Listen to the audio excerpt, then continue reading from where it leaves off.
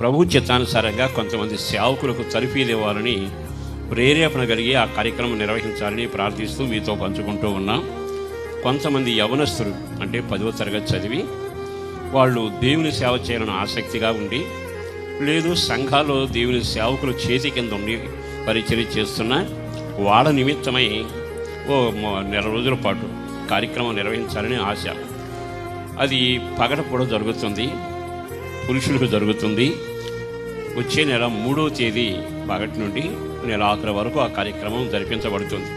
కనుక మీ పిల్లలైనా, ఆసక్తి ఉన్న పరిచారకులైనా, ఆసక్తి కలిగిన సేవ చేస్తూ సేవా రంగంలో ఇంకా బలపరచబడి వాడబడాలని కోరుకున్న క్రొత్త నిబంధన యాజకత్వ సేవల గురించి వివరంగా చెప్పబడుతుంది.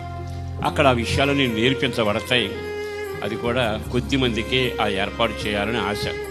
కనుక ఆ విషయంలో ఆసక్తి కలిగిన మీరు తప్పకుండా పాల్గొందండి. లైవ్లో ఉన్న వాళ్ళందరికీ కూడా ప్రేమపూర్వక ఆహ్వానం. వివరాలకి తర్వాత నెంబర్ కనిపిస్తుంది, ఆ నెంబర్ను మీరు గమనించి ఆ నెంబర్కు ఫోన్ చేసి వివరాలు తెలుసుకుంటే బాగుంటుంది. కనుక ఆ విషయాలు మీరు గమనించండి.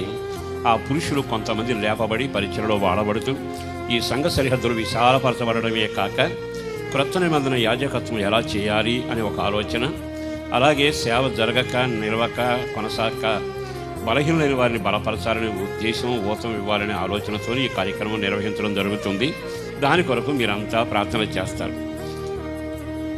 ఆ జరిగే బైబుల్ తరగతుల కొరకును దైవ చిత్తానుసారమైన బిడ్డలను దేవుడు ఏర్పాటు చేసేటట్టు, అధ్యాపకులను కూడా దీవించి నడిపించేటట్టు, 2వ తారీఖు స్త్రీల ప్రార్థన ఘనంగా జరిగేటట్టు మీరు చేతులు పట్టుకుని చిన్న ప్రార్థన చేస్తారు. ఇప్పుడు